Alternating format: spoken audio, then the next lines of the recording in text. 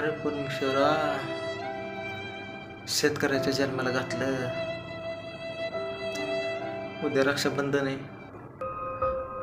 असं वाटतंय त्याच राखेने रशीने हातात आवळण्यापेक्षा नारळ आवळून घ्यावं. एवढं पण हाल नको रे परमेश्वरा करू शेतकऱ्याचं.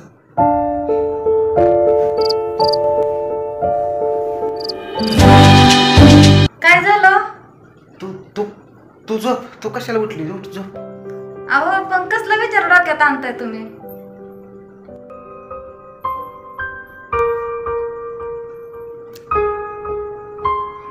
कसले येणार ग आपल्या डोक्यात विचार शेतकऱ्याच्या? म्हणजे तुमच्या डोक्यात आत्महत्याचं खूळ गेलं नाही का अजून? कसं जाणार ग? अहो पण उद्या रक्षाबंधन आहे. राजू तर म्हणत होती मी उद्या पप्पाला राखी पण बांधणार आहे. तिथं नटून थटून बसली त्यासाठी.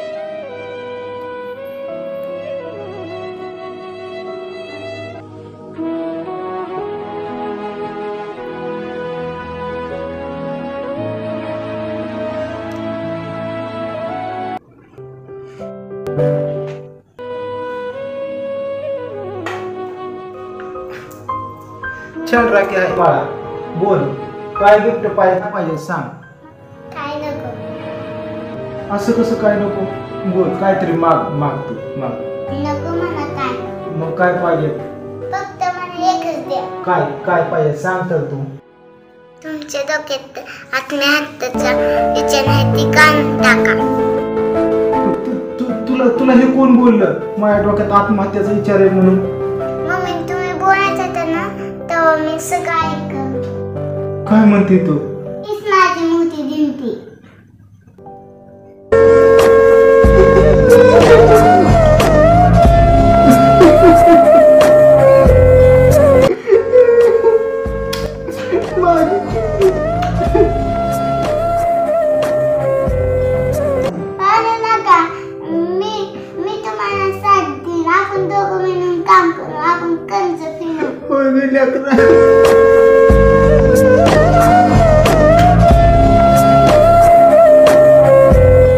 काटा त्याच्याच कापाई त्यानं काय केलं पाप.